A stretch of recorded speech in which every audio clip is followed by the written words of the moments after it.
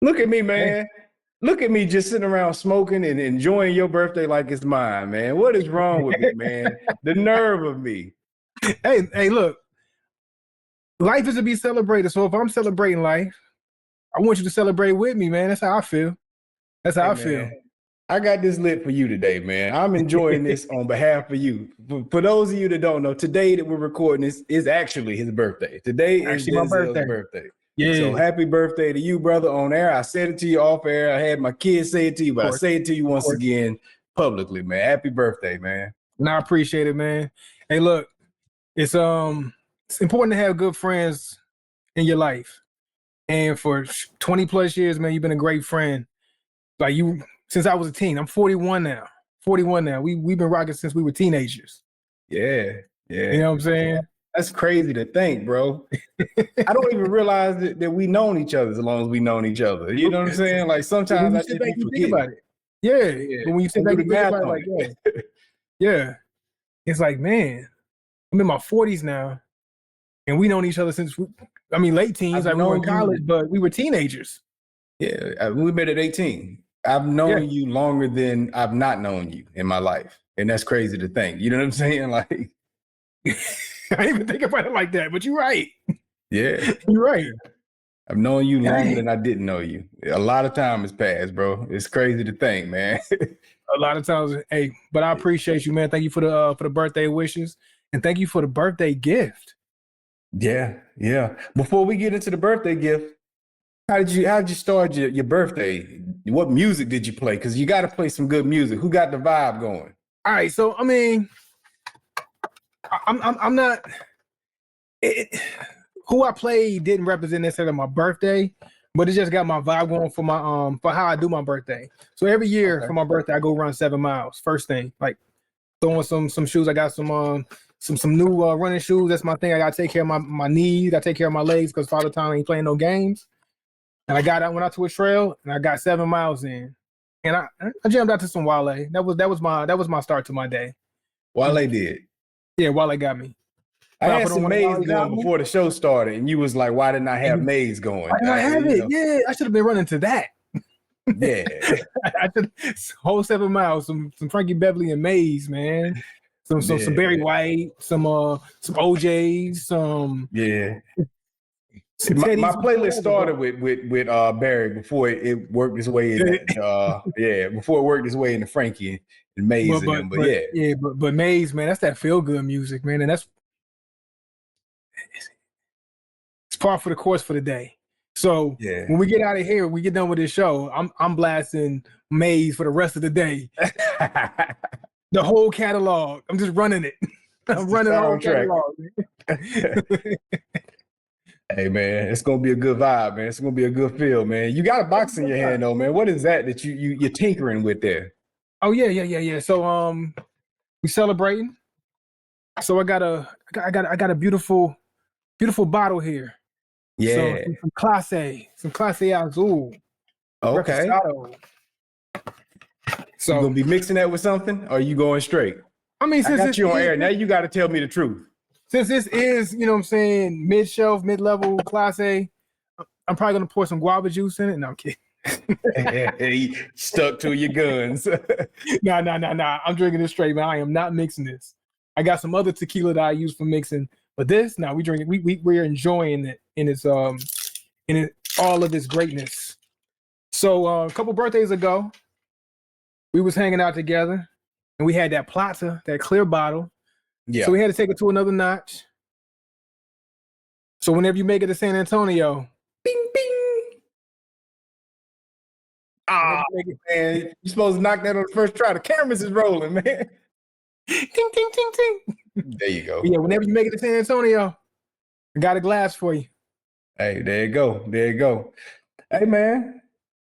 That is going to be a delicious drink. And I know you about to pair it with something nice, man, because I read your header for your cigar already. So so it's no surprise. So might as well go ahead and reveal the sticks that we're smoking today. Let's go ahead and reveal it. Show the people what we're smoking. And I'll present it. I'll kick it off. Before you put the headers up there. Okay, it's up there. This reveal is done. For me, party going. So I got a classic Partagas is what I'll be smoking today. We'll see if we can. No, it ain't gonna work well. Partagas, okay, Partagas, okay. Yeah. So with that being said, where's my stuff on this? It is a Cameroon wrapper, Dominican Republic origin, Dominican Republic binder and filler. So that's what I'm gonna be dealing with. And apparently it's supposed to have a little bit of a Cuban feel. Right off the bat, I got a nice little vibe from it. As soon as I put the match to it, I'm like, ooh. I wonder, is it like, you know, like what's the Beaky or whatever? Bahiki? Yeah, the Koiba. Yeah. It's not giving you that. Nah, not quite. That. Not quite. Nah, not at all. But it's a nice little vibe though. Yeah. I'm enjoying it so far. Still got some Cuban on it. Okay. A little bit. Well, Partagas is always a winner in my book. I like Partagas. You know, they got some nice runs in their lineup. Don't get to them enough. It's one of those names that, for some reason, they get skipped over a lot for me. I got to tap in with them a little bit more. So off gate, it's classe. Yeah, it's nice. Supposed to be. So in order to go with this niceness that I'm drinking and I'm sipping on, yeah. Thank you, my brother. A true brother. Yeah. Hook me up with a birthday gift. You see that glare? That's a nice look. That's a nice glare. I'm gonna need the glasses for it. We got that gold bar, man. That Rocky Patel conviction. So yes, we are back into Rocky Patel. You know what I'm saying? We've been on the high class placencias. We did that for your birthday. Alma Fuego. Alma Fuego. Well, it was a little late for you. It was a little late after your birthday, but we got it. It was a good bit after, but you know, I did get it, and I appreciated the gift. You know what I'm saying? And this was the interesting thing. You said that, you know, you was like, man, let's make an episode out of one of these sticks. You asked me, I want the Alma Fuego or the Conviction. Okay, man, of course, Placencia. I'm not about to go with Rocky over Placencia, you know. So we went with the Alma, and we enjoyed it. You know what I mean? We did. When it came down to it, you still said you wanted that conviction at some point. So I said, if he don't get it by his birthday, I'll make sure he get his conviction. You know, because he gave me the choice and he missed out on it. So yeah, I appreciate that. Hey, I ain't gonna lie to you. Check this out. So, a couple smokes ago, earlier this week, I was craving that Alma Fuego. I needed some spice. I was craving it. If it wasn't at the price point that it's at now, I would have went and got it. Why didn't you get the other one? I should have. I was slipping on it. For one, I didn't take a trip to the cigar spot, so I didn't pick anything up new other than what I already had. So I should have went because I was craving that Placencia spice in that Fuego lineup. But man, I was craving it. Yeah.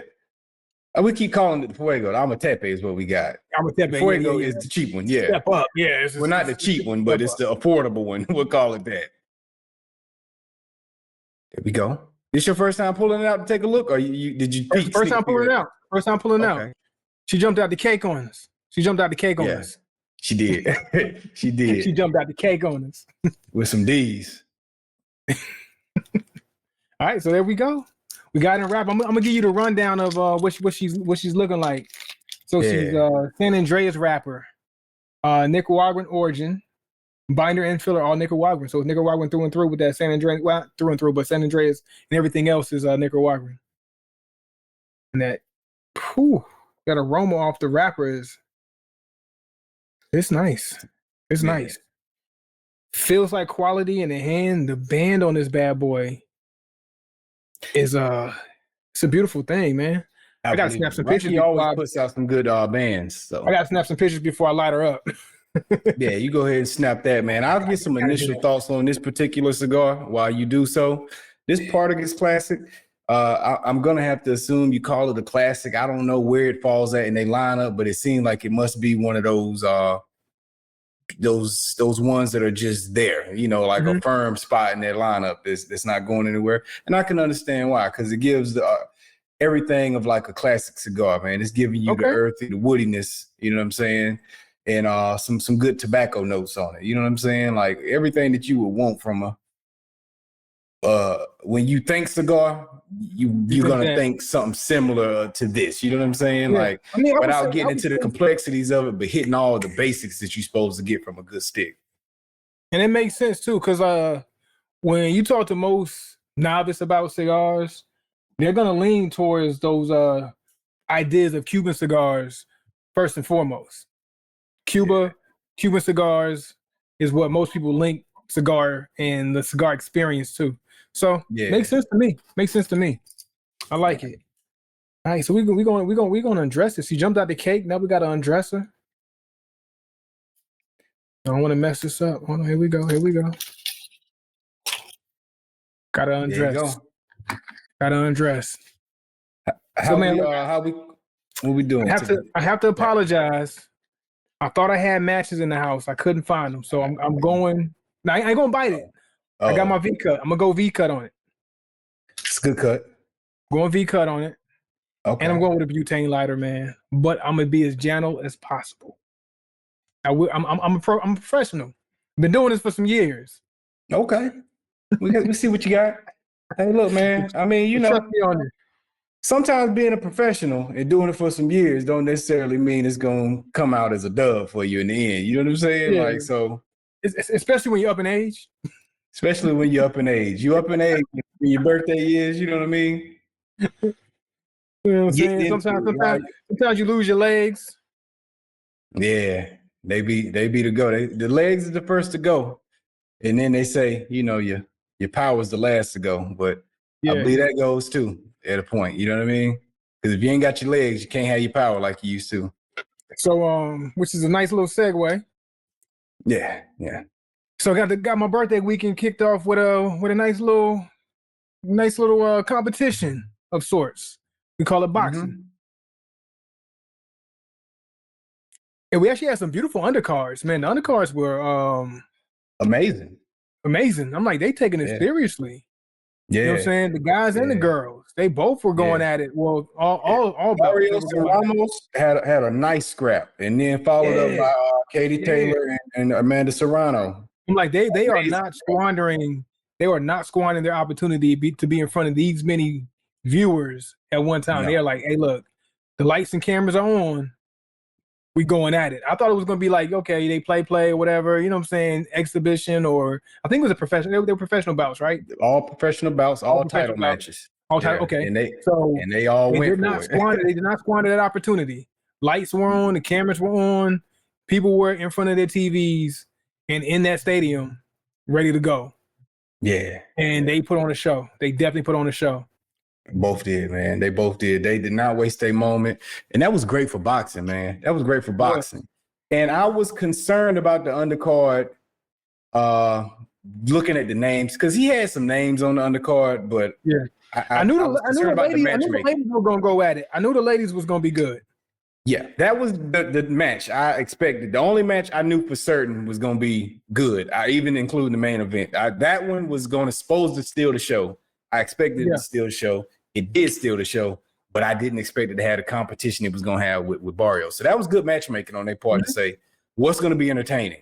Forget the names. Like, what's going to be entertaining? These are the matchups. You know what I'm saying? And that's great for boxing when boxing's in a position where it's dying. You know what I'm saying? Yeah. So they did a great job. It was a great show.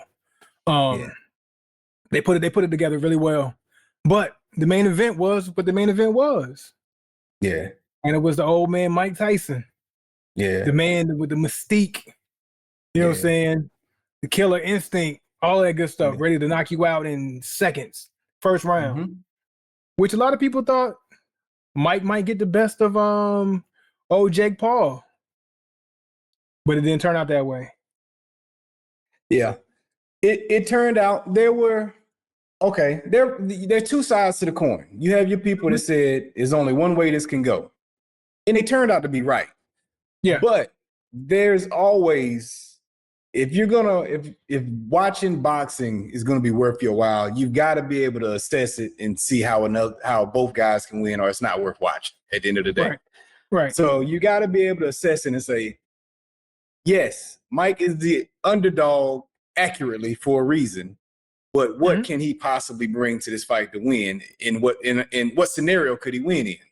And that scenario didn't take place last night, but that's the reason why I think Mike still had the people with nostalgia, and they saw the scenario where Mike could win.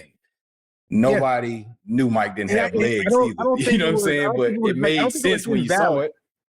Yeah, I don't think it was an invalid assessment, because if he was able to get a shot off early on, he could have won that game. Not game, but he could have won that fight. He could have won that bout. Like in that first round when he was getting his shots off, and even early in the second round, before that first minute was up, he was still getting some shots off. And if he would have landed a nice one at the right timing, it could have went his way. So the assessment is fair, because anything can happen. Anything can happen. But what people fail to realize, especially if you're not a fighter, you don't understand how those rounds can take a lot out of you. The conditioning that it takes to get through a 3-minute round or 2-minute round, even, it takes a lot of conditioning just to get through a round. Like, go 3 rounds in any boxing gym and see how you feel after 3-minute rounds. You're gonna be gassed. Gassed. People ain't, because we're sitting back on our couches, we're just looking at the time, and time's flying by like that. 2 minutes. But when you're in a match and you got somebody standing across from you, and you're thinking with your instincts, you're launching off with power, you're throwing blows and punches and trading blows, taking some and giving some, that energy gets expended very quickly. Yeah, people just think about your street fights you've been in. Anybody, you know what I'm saying? People might not have been boxers, but I'm sure most people have had at least one in their life. Yeah, street fight, yeah. And them street fights don't last long. You ain't fighting for no 5, 10, 15. Yeah. You sitting there huffing and puffing, clothes all chilling off, and like you might scrap for like a good, like you said, 30 seconds to a minute and a half at tops. You know what I'm saying? But most people don't let it go long. You know what I'm saying? Like, they get in there and break it up after a few seconds, so it ain't going a minute and a half, maybe. Like, but and after that minute and a half, you huffy. So, it's a high level of stress you're under. You know what I'm saying? Like, and yes, a lot of these guys have done it so repetitively that they can manage it, but it's still a lot on your body. You know what I'm saying? And for a guy like Mike, I think it didn't help the fact that he's the obvious elephant in the room. He's 58 years old. He's an old man. We got it. You know what I'm saying? But Mike was also went through 2 training camps. Mike hasn't been through a real training camp in 20 some years. I think Mike took the fight seriously. I think that was rough on his body. You know what I'm saying? And I don't think no fighter goes into a fight 100%, but when you're already this much of who you really are, and you take a little bit more off of it, it doesn't help. And then you're 50. Even in the process of training and preparing for something, like even say me with my PT test in the Army, right? Or even back when I used to fight, you used to try to manage your training so that you peak at the right time. Right. Because you're still wearing your body out while you're training. So if you don't manage it right, even like my last PT test I took just last month, I did too much running up and 2, right? So when it came down to doing just a 2-mile run, and like I said, when we started the show, I ran 7 miles today. I can get up and go run a 5 mile, a 6 mile, a 10 mile. And I take a PT test and I run a 2 mile, and I'm gassed after the first mile and a half. I had to stop and walk because I didn't manage my workouts appropriately. I did too much the day before. And then especially when I was younger, when I was like 30, 31, I would go out and I would do like a 1 mile sprint and just kill. And as I was doing when I was 10 years or younger, it didn't work that way for me this time. It worked against me this. So I'm trying to train to find the right peak. And before that used to work for me to get that burst off so I can feel good. So when I do my 2 mile on the test day, especially when your anxiety is high, your body mechanics are just a little bit different. You wear yourself out a whole lot faster. So that 2 mile on test day is a lot harder than a 4 or 5 mile run on a regular day when I'm just trying to manage. Right. So that's pretty much what happens in the fight, especially as you're getting old and father time don't play. So Mike can't use his old tactics when he was training back when he was 20, 18, 16.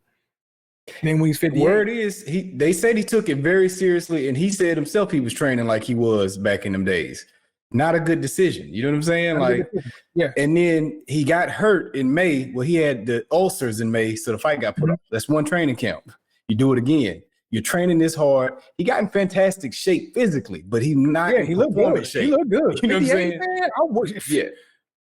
Let me look like that when I'm 58. Come on now. Great shape. But he looked fat against Roy Jones, but he had a better performance 4 years ago against Roy Jones because he probably didn't put his body through what he put his body through this time. And then you're 4 years older. And you never know when Father Time going to say, all right, give me all those attributes you had 4 years ago. They gone this year. You know what I'm saying? So you couple it with that and this is what you get, you know. But I think Mike was under some, as much as you think Mike's done this 1,000 times and he knows he's ready for the big moment.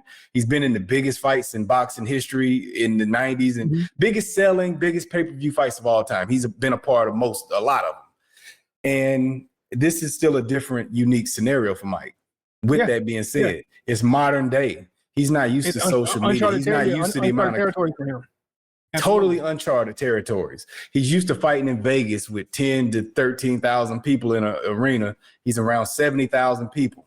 His last fight was an empty arena with cameramen and announcers against Roy Jones. You're live on Netflix now. You know what I'm saying? Like you're live on Netflix, and he doesn't want to lose or get embarrassed to this kid. And he knows he doesn't have what he needs to perform, but he's going.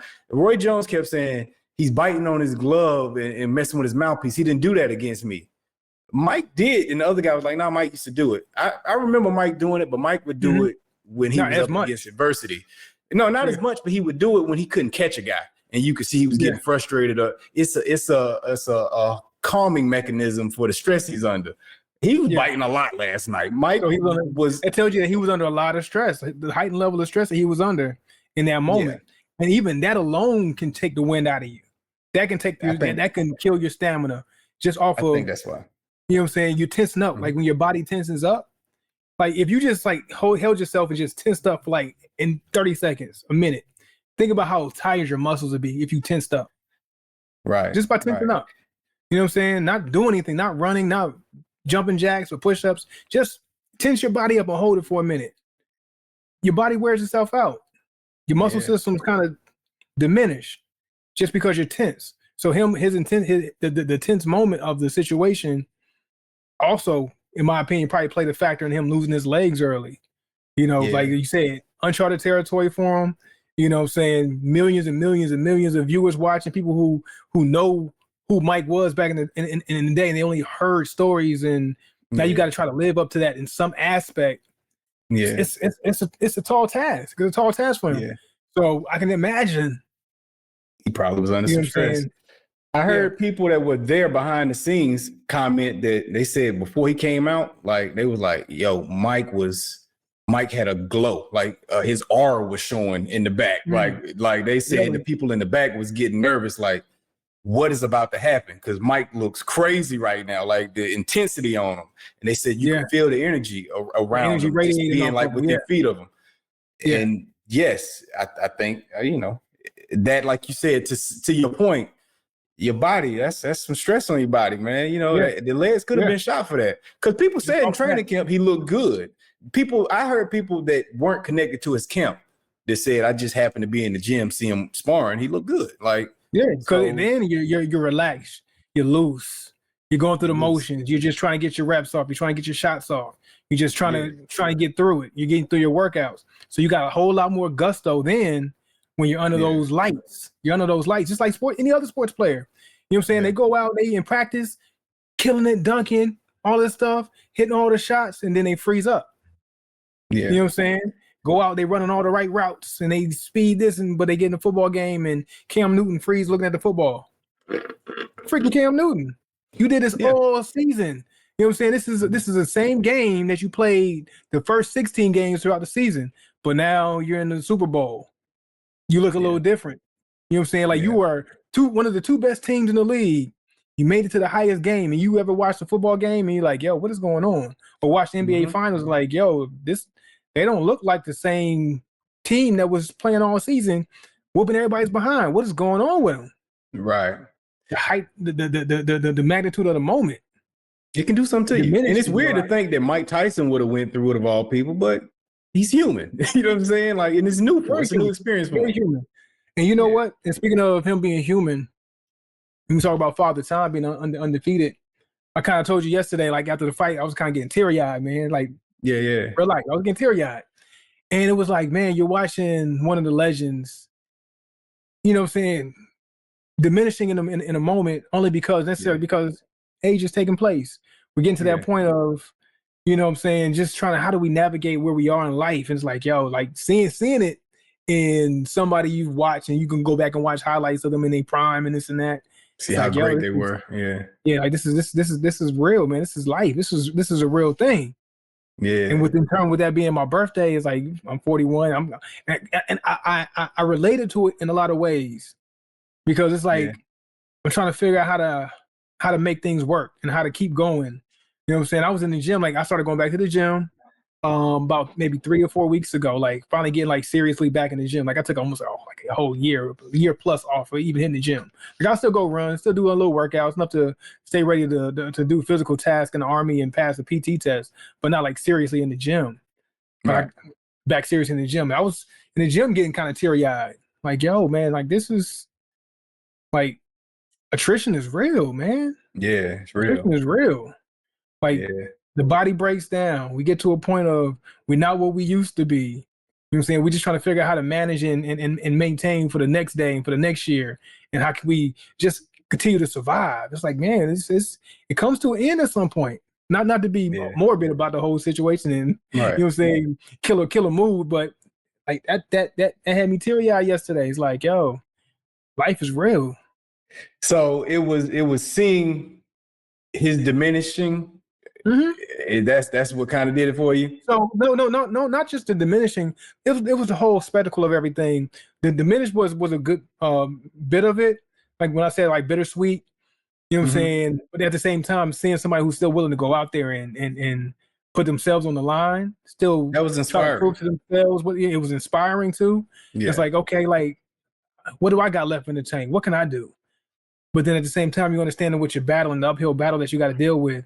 Like Yeah. it was all those things wrapped up into the whole event, not just one particular part of it. But yeah, seeing the decline of things is like, man, this is real. But then Yeah. you can still push back. So Yeah. Father Time is undefeated, but it don't mean that we still can't try to push through to the best of our Yeah. ability. I took that with me in my run this morning. It's like, and it's like I said, every year since I want to say probably about when I was 27, every birthday I go out and run 7 miles. It's the first thing I do. Go give me a 7 mile run in. And I plan to do that until my body don't have enough health to To do it. continue to do Yeah. that. So if I'm 50, 60, I go out and run 70 miles, I'm doing it. 70 years old, I go out and run 70 miles, I'm doing it. You know what I'm saying? Just to draw that thing out of me that I can. I'm still able, I'm still capable, even though Father Time Yeah. is undefeated. So those That's what times Mike might did get last slower night. and slower. They're gonna get Yeah. slower and slower because my 7 mile ain't what it was 10 years ago. Yeah. But And I think that's what Mike's purpose for the fight was. He said, "I'm not doing this for nobody but myself, and to prove yeah, something to myself." I'm not proving anything nobody here but to Yeah. myself. Only Yeah. person And I'm I'm trying to prove proud. it I'm to. proud of the guy for that. I'm proud of Yeah, Mike for that. You know what I'm yeah. saying? Yeah. With I'm the only disappointment I have is I wish he could have had a moment. You know what I'm saying? Not Mhm.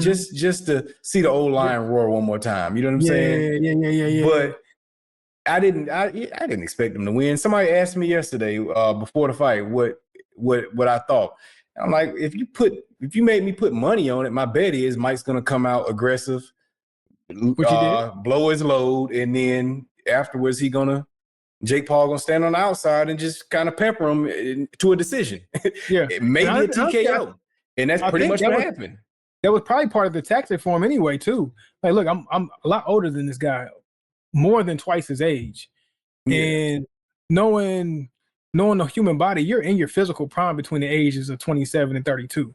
Those are so he is like right Yeah. at the beginning of his This guy's at the beginning prime of the prime. physical abilities. Yeah. So you're going to get somebody who's literally in this right at the cusp of their prime, and you're over twice their age. So my strategy would be, hey, let me try to get off early And if I can catch him early, you know what I'm saying, That's my sting him best up, bet.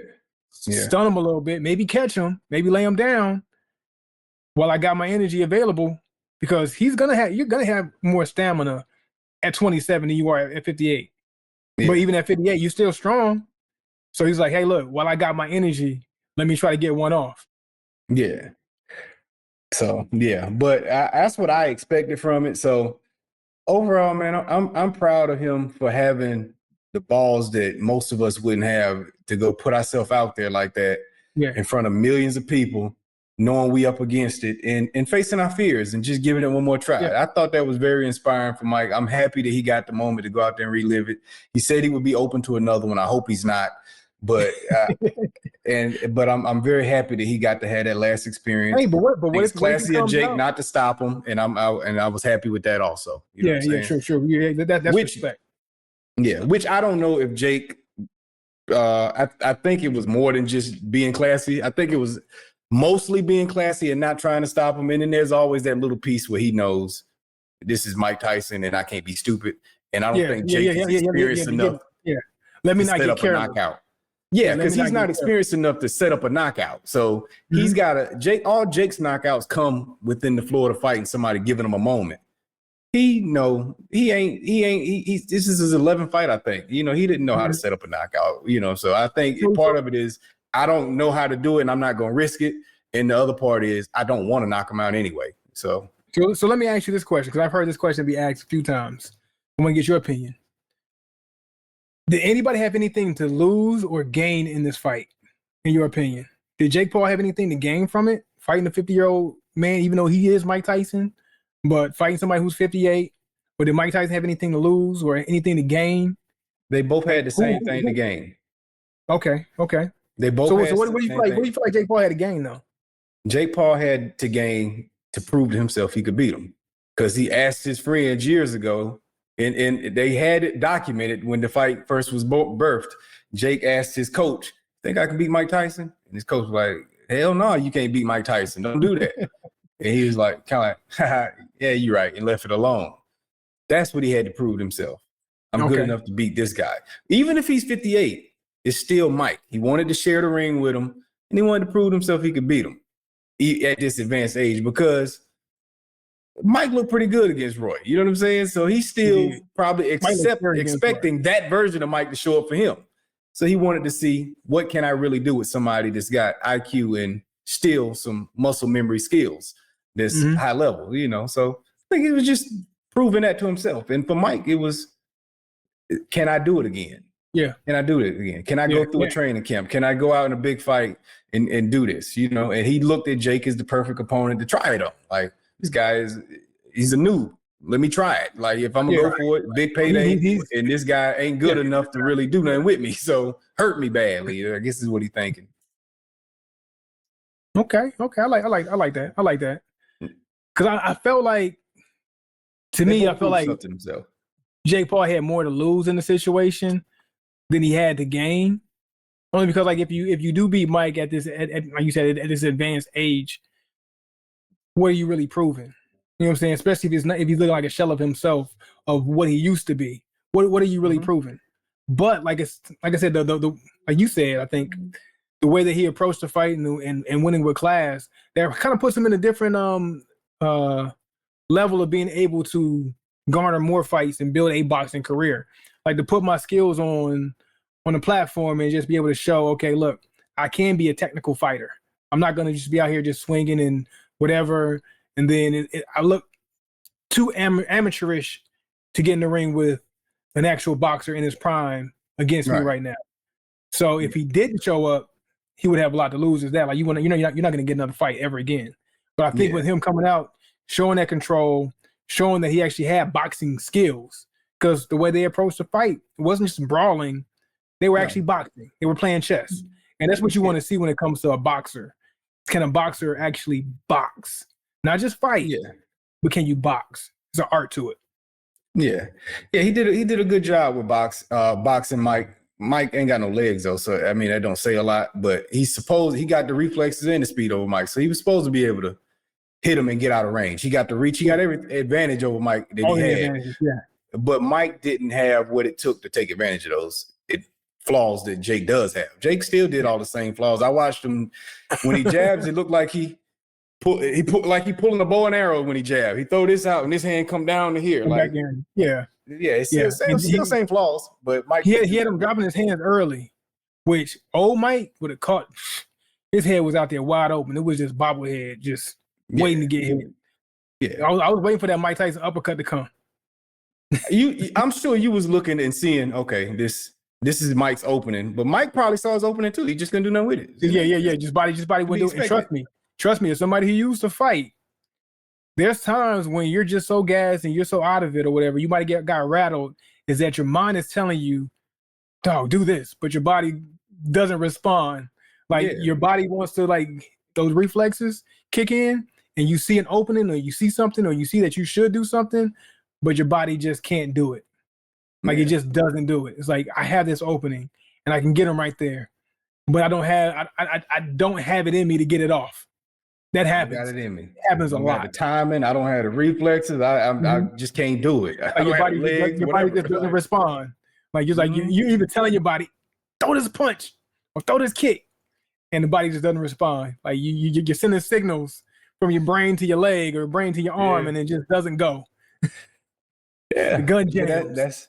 That's father time, man. And like you say, it's undefeated, and everybody, we all understand that. We all understood it. Yeah. Hey, man, it is what it is, man. Apply it in your own life, though, man.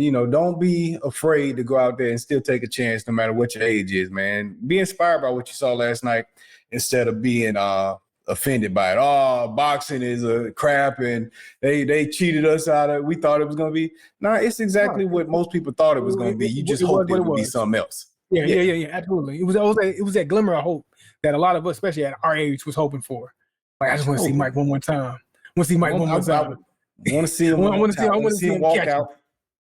And I hope he have a moment in the fight. You don't expect him to win, but you just hope he had a moment that he could lead. You could lean with and be like, "That's my guy." After he left out, you know what I'm saying? So because his thing is, like, last thing before we not last thing, but one more thing before we get out of this topic, we've seen Mike look bad plenty of times. So it's not like this is the first time we didn't see Mike look like Mike. It's not the first time. So we've seen Mike when we were a lot younger, 20 plus years ago, not look like Mike. So seeing Mike at 58 not look like Mike in 1988, 1989. Come on, that's not a shock. I told somebody that too. I said, "Hey, man, I seen bums knock Mike out before, back when Mike was active. Like, I'm not. If this guy knocks Mike out, it's not beyond the realm of what I imagine as a possibility for the fight. Like, we've seen it a few times. I'm not being unrealistic. I've seen it. I've seen bums knock Mike out in his 30s. Why wouldn't he get knocked out in his 50s? Maybe, but by a guy who really ain't that good. But he's 27. Yeah. Anybody can get caught. But anyway, yeah, man. Father time. Just push yourself, man. Push yourself, man. Father time, go in, push yourself, and don't give up, man. Don't be afraid to go lose. By it than not.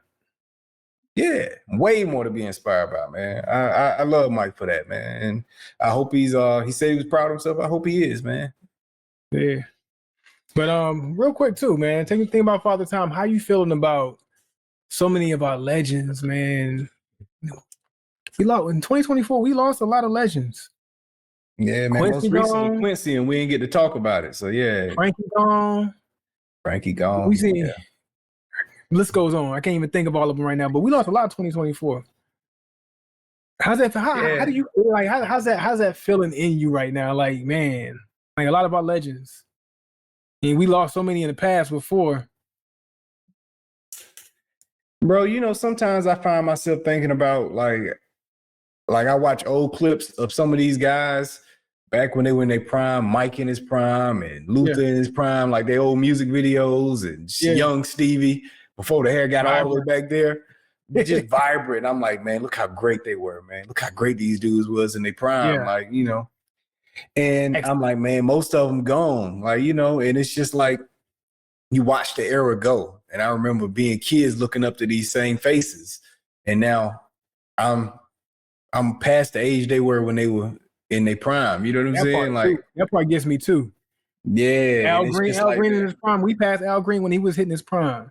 Teddy P in his Yeah, prime. Like a lot of those Teddy P moments that we herald a lot. Man was yeah, 28.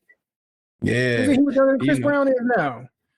You know what I'm bro, saying? I, Even I though he didn't saw look like Teddy it. P.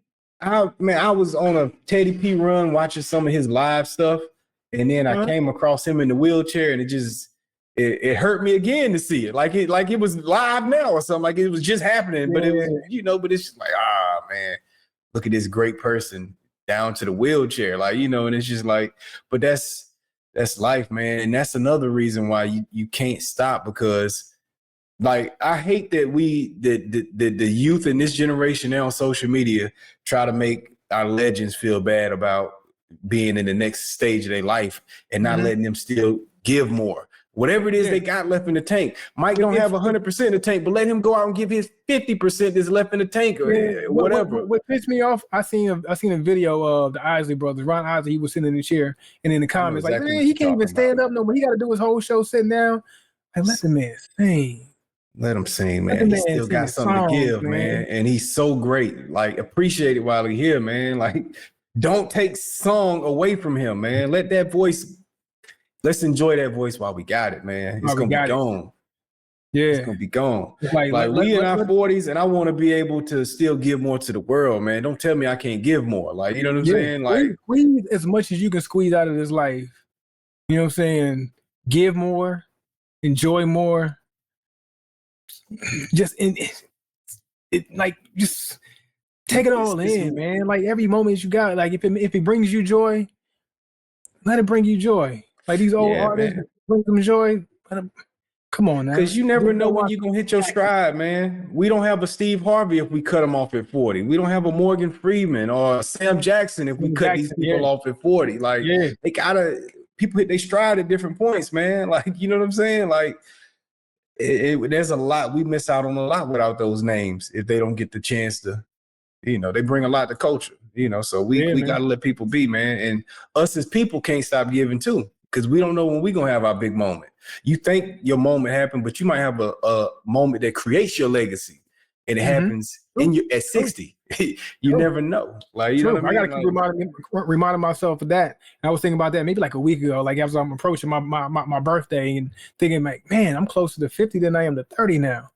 But guess what? We got so much that we can get out of this. You know what I'm saying? So much we can give and so much that we can get out of it. Like just keep pushing through it, man. Just what do you enjoy? What brings you joy? And then how can you use what brings you joy to bring it to somebody else? Like how can you enrich yourself to what it is that you enjoy? Even if it's these cigars, man. Even if it's these yeah, cigars. These cigars bring me joy.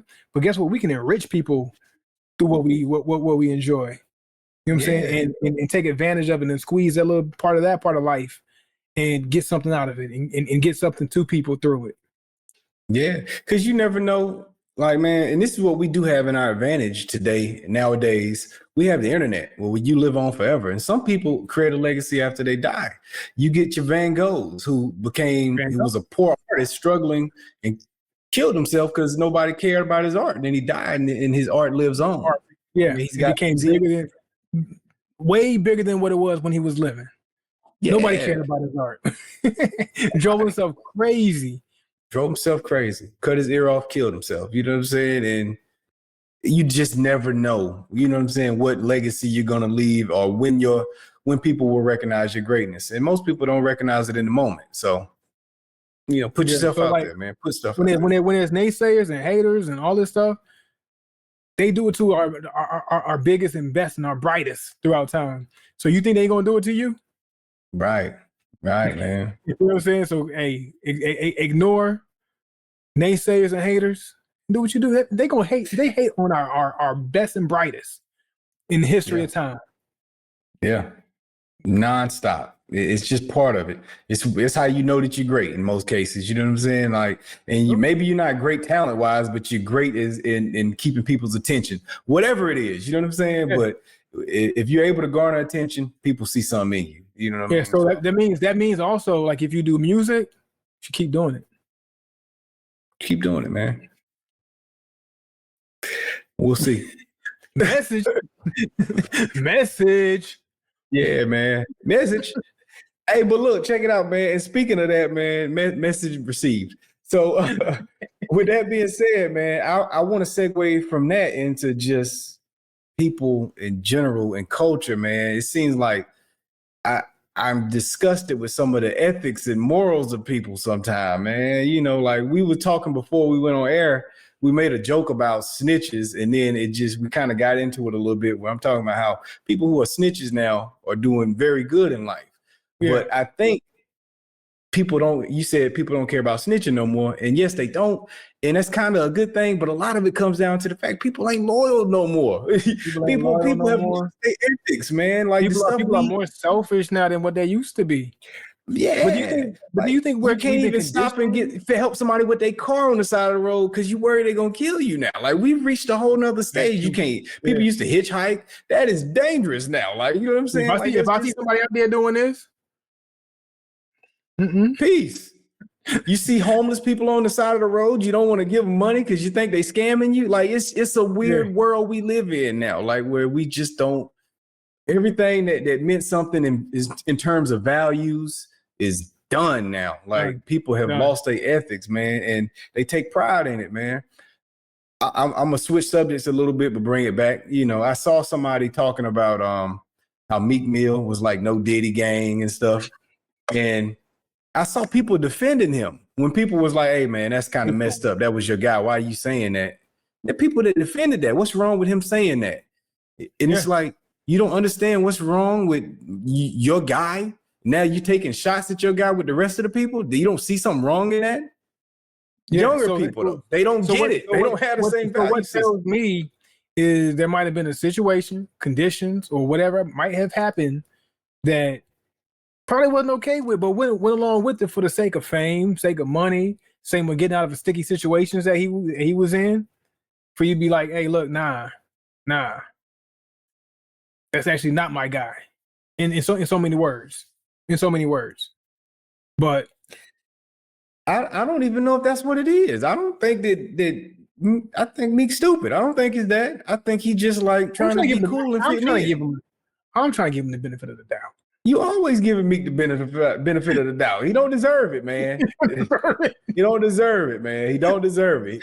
Doggone, man. He the same dude that was getting his back blown out by this guy. Now all of a sudden he don't want to be cool with him. Like no Diddy gang. Come on, kid. Like, hey, he riding the wave, man. Gotta ride the wave. He riding the wave. That's the problem. Gotta ride the wave. Wade drivers, man. I like people to be authentic, man. So at first I wish you would catch a case and I'm like, no D gang around here. Like, yeah, no Denzel gang. Like, come on, man. How corny would I be, bro? Like, you was my dog, man. Come on.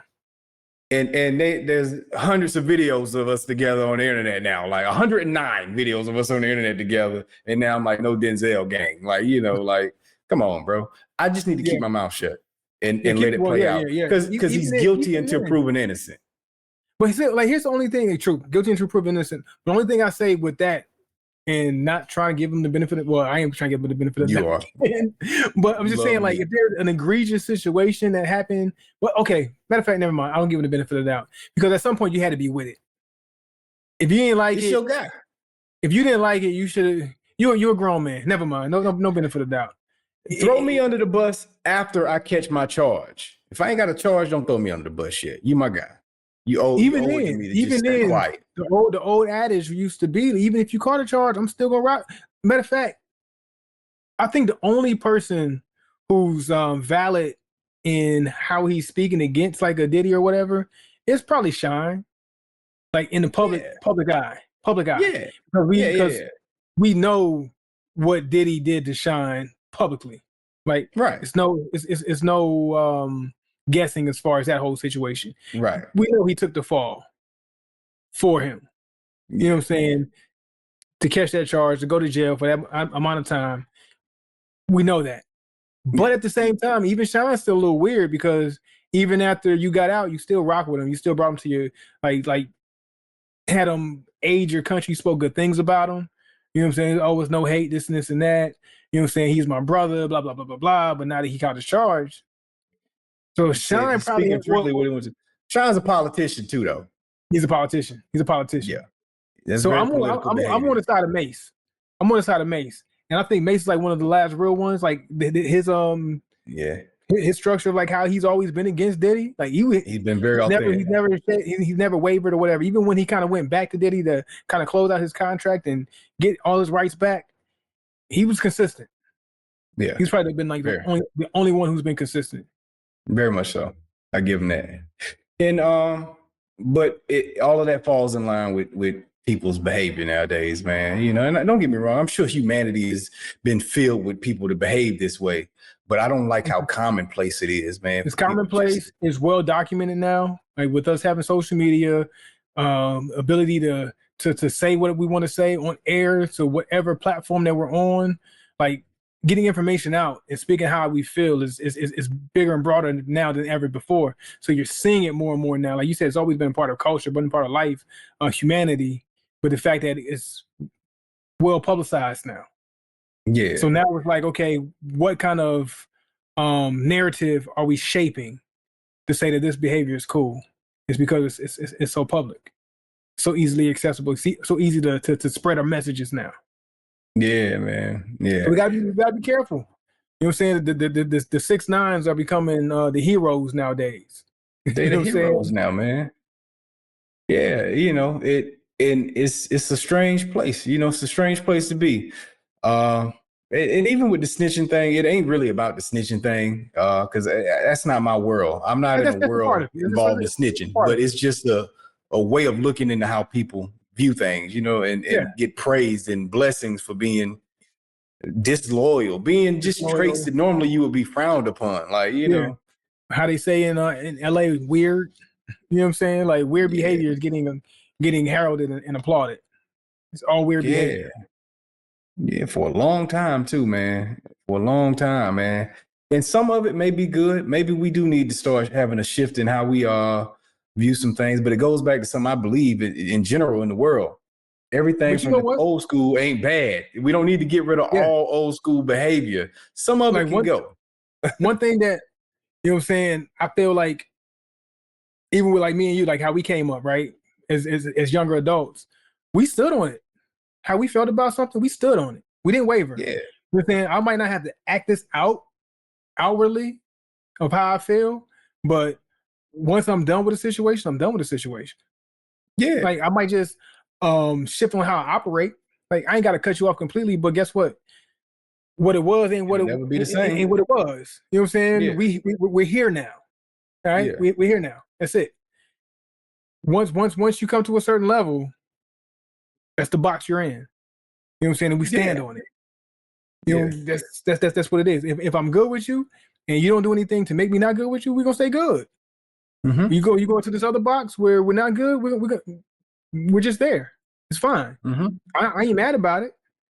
I ain't gonna switch up on you. I ain't gonna, you know, we're just here now. But I That's can't it. fake like you in this other box no more either, though. No, We ain't no, I'm gonna not gonna say like pretend you in and this we other ain't gonna, box. You in this yeah. box, and we standing on it.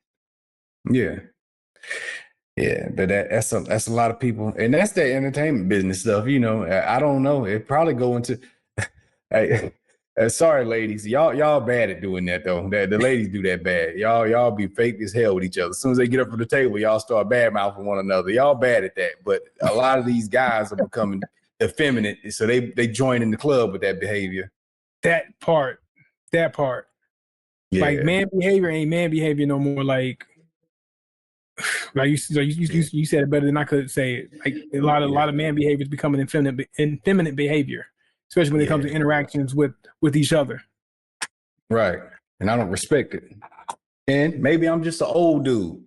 You know what I'm saying? Maybe I'm from Mike Tyson cloth. I'm from that cloth. Maybe That I'm flaw. that. But you know, I don't respect it, man. But Yeah. man, we'll move on from that because I want to get into these reviews a little early because I want you to have more than enough time to cook because I'm curious and I'm gonna need a compare and contrast on what $100 gets you with Rocky Patel versus what $100 Mm, gets you with Placencia. I like that angle. Bet, Yeah. bet, bet. So I'll kick it off. So you ain't got to go Nah, first. We're gonna build some anticipation. Now, for me, I got classic Partagas. This is a classic cigar. Right off the bat, I'm gonna tell you, this is a cigar I would revisit. I've already had the thought while smoking, I should come back to this.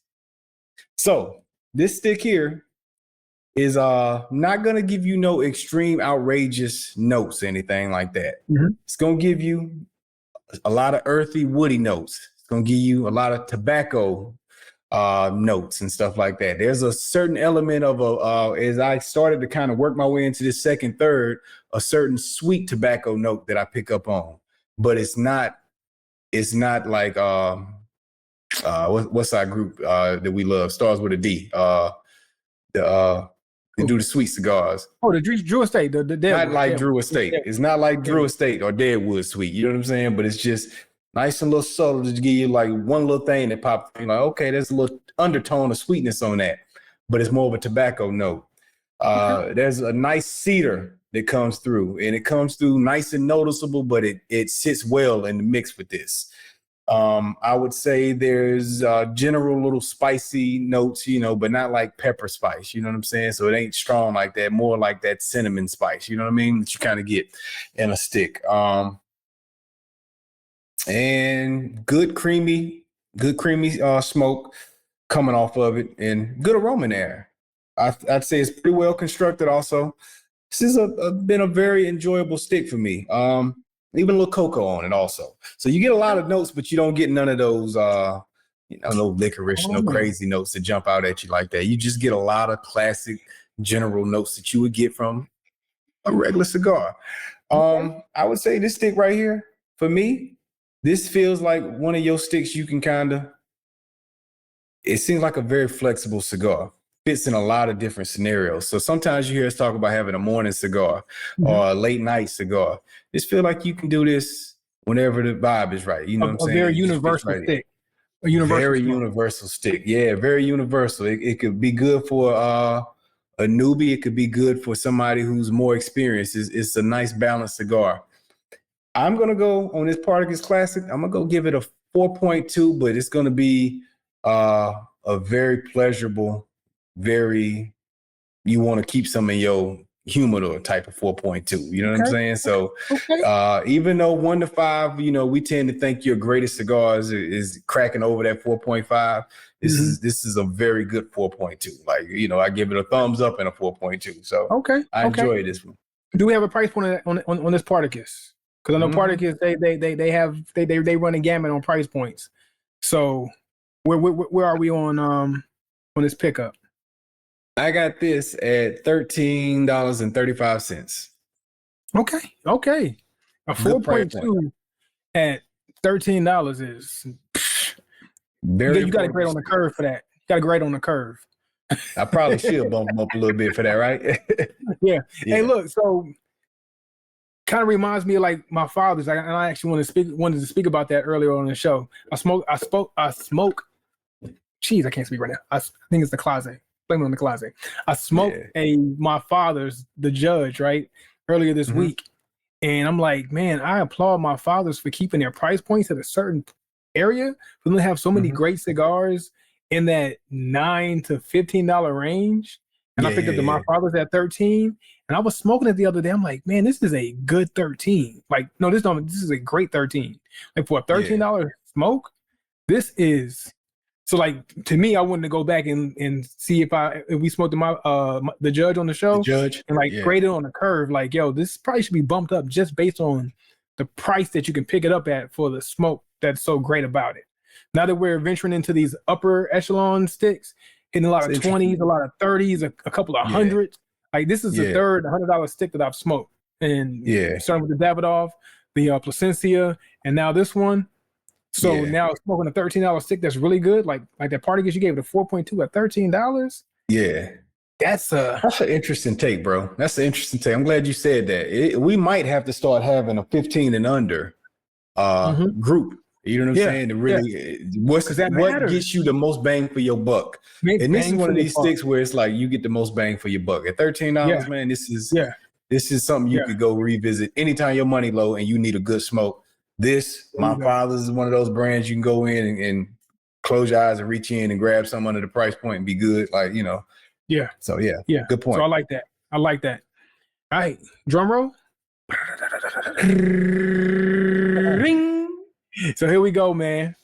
Rocky Patel conviction, man. I got to put the gold bar back out. Gold bars back out. The thing glare every time. She's so beautiful. Beautiful case, beautiful presentation.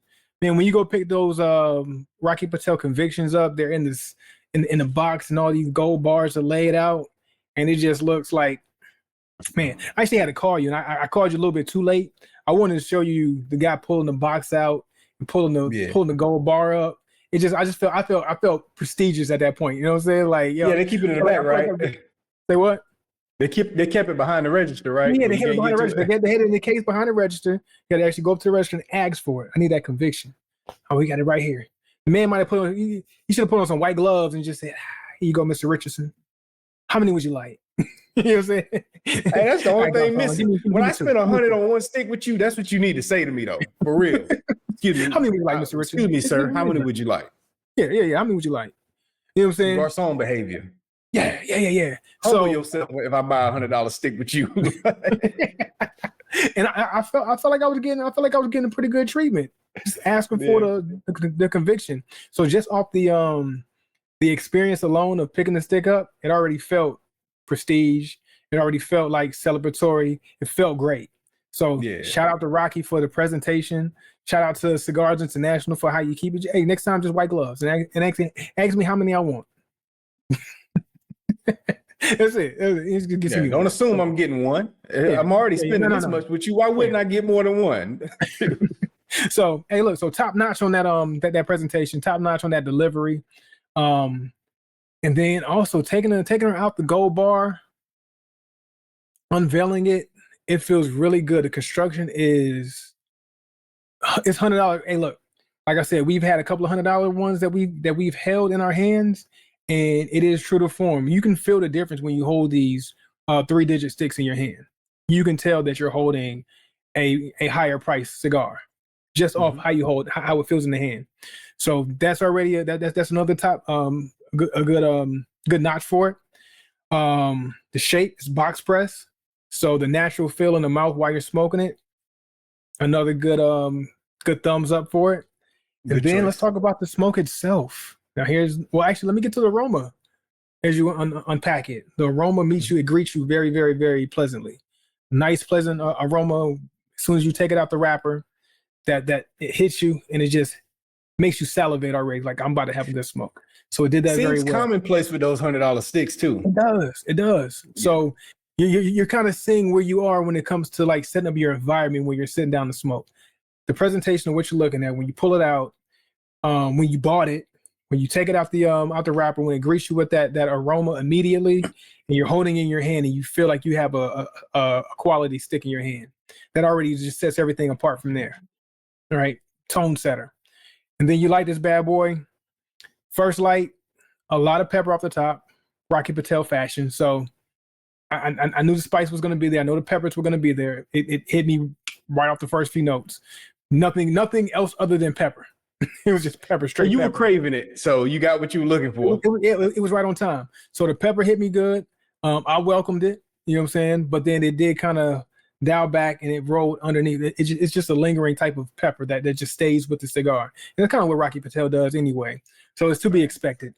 Outside of that, the kind of nuttiness notes that I got from it is more like a macadamian. So that's kind of unique from anything else I've had before. I had this little sweet taste with it as well. I didn't know if it was the Clase that kind of aided it, because Clase has that a little sweet kick to it. Or if it was the cigar itself. I did look at the description to see if anything matched, because sometimes I like to smoke first, then look at the description and see if anything matched up with the description. The description has this a honey undertone. So I'm like, that might be what I was picking up. So that macadamia nut with the honey, some espresso bean type of deal that goes along with it, kind of marrying very well with that macadamian and honey taste that I'm getting. So that went very well. And then it kind of stayed right there where I'm at, just still in the first third, still in the very beginning stage of the cigar. So a lot of good flavors right off the bat, not even getting into the crux of the cigar, and it already smoking very, very well. A very top-notch stick. So based on the construction, The notes that I got, I really did appreciate all the flavors that I got. And then EQ very well, not Placencia-esque, but probably the best Rocky's done. I would probably say with the flavors that it's thrown at me, it's probably mixed them and EQ'd them. Probably the best I think that Rocky has offered to this point. Okay. So shout out to Rocky for that, finding that nice blend and doing it very well. And then with $100 price point, I'm gonna say it's worth it. I'm gonna say at $100 that this is worth the notes and the experience of smoking this Rocky Patel. Rocky, you got one. You got one. You got one. So I almost don't want to put it down, but I am going to save it for a little bit later because we got some more celebration to do. But it is a celebratory stick. So if you are celebrating something, an anniversary, closing out a deal, you just bought a house or you just bought that new Mercedes Benz that you've been wanting for a while, and you got to have a stick to accompany it with, this is your companion. This is your companion. Okay. If you're not going to grab a Placencia or one of those high great smoke Cohibas, Rocky Patel, you have made one that is in that class. You have you have stepped in to that realm, Rocky. You have stepped into that realm. I have to say it. And I will be the first to be real with Rocky. I love a lot of Rocky, but then there's some Rocky I don't like. But this one at $100, I say it is worth the full experience. So, to rate it out of 5. Yeah. This is tough. This is tough. Because I'm going over 4 or 5. I'm going over 4 or 5. Okay. I am going to go over 4 or 5. I am going to go over 4 or 5. But where I'm going to go over 4 or 5, I don't know just yet. Here we go. Let's do it. Straight from the gut. Don't even think about it. I'm going to say 4.7. I'm going to say 4.7. I was going to say 4.6. But thinking about the whole presentation, the feel, how it makes me feel smoking it on top of the notes that I'm getting, and then just the whole ambiance of the smoke, I have to give it just one leg up and say 4. Maybe I'm a prisoner of the moment. Maybe I'm in the moment, but I'm gonna stick with my 4.7 for right now. 4.7 for where I'm at with this conviction. Okay. It is a really good smoke. It's a really good smoke. There you go. You got it. You got it here. Go pick that up if it makes sense for you to go pick up. Now I'm going 4.6. I'm going 4.6. I'm going 4.6. Oh, man, that's the brain, man. 4.7 is the answer, man. Instinctively, it's a 4.7. 4.6 is what you overthinking it. Yeah, man, it's 4.7, man. Hey, look, man, it's reservations, man. Reservations when you get that 4.7. When you get that 4.7 and up, it's like you're off to the moon. Am I doing too much? You're up to the races. Yeah. 4.7. Let's do it. Let's do it. Conviction 4.7. Man, hey, if you celebrating the deal or celebrating something, like you said, man, go pick that up, man. Go give it a shot, man, because that's a great score. Now you got me intrigued. You know what I mean? So we're going to have to see about that. But, hey, we appreciate y'all for tuning in to this week's episode of the Cigars and Everything Else podcast, man. Go be great if you're middle-aged, man, and go pick up you a conviction if you got it in your bank account, man, to go get one. Yeah. But we out this week. Yes, sir. Cigars up.